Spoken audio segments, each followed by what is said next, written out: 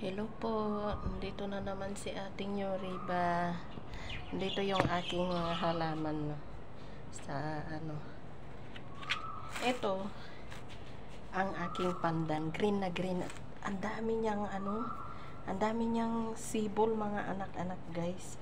Yung matangkad siya ito dati, mga matangkad, tatlong paso.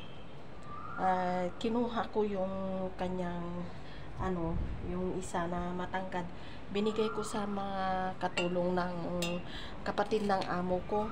Hindi daw siya nabuhay, pero yung isang ibinigay ko dito sa taas, may na yun, napatubo ko siya ng ugat, kaya nabuhay siya.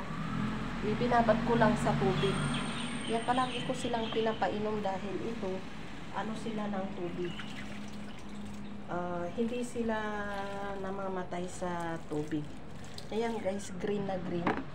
Inaalisan ko siya ng mga dahon dito, inalisan ko. Pero pag tumaas ulit, kasi marami na naman siyang maliliit, papakita ko sa inyo. Ayan, dami na naman siyang maliliit dyan. Ayan, marami na naman siyang maliliit guys. Ayan, daming tumubo. Mayroon pang tumutubo dyan sa gilid. At ito, hindi pa nga nakakaakyat yung isa. Mayroon na naman dalawa, baby.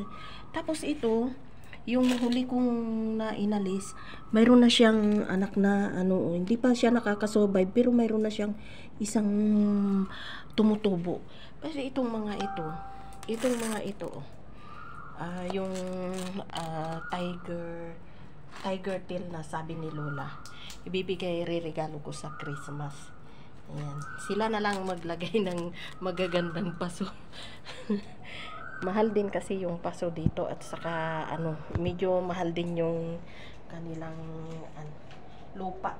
Ayan siya. Hindi siya makakalaki ng matangkad guys. Maliit lang siya.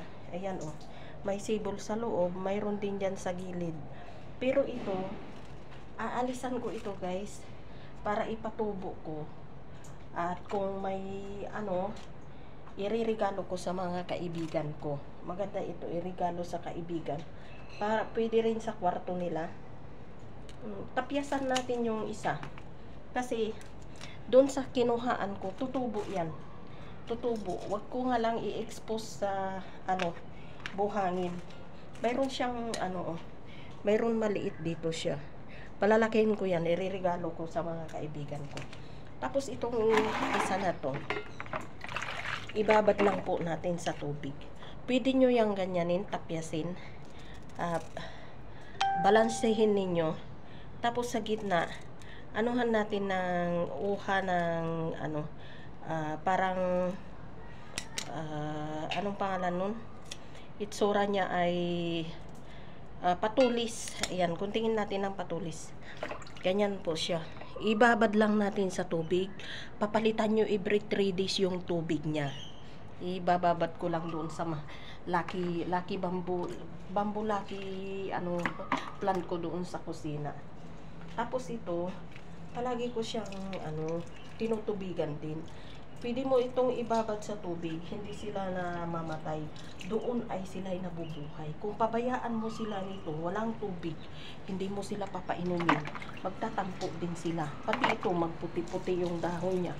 Ngayon, ang ganda niya, ang ganda, nanganganak na. Pero dito, kukunin ko ulit ito pag medyo malaki, at ipapatubo ko. Tapos, iaano ko sa mga kaibigan ko na mahilig maghingi ng ng pandan. Bibili na lang sila ng pagtaniman. Yan guys, thank you for watching. Diyan na nagtatapos ang aking magagandang halaman. Ayan.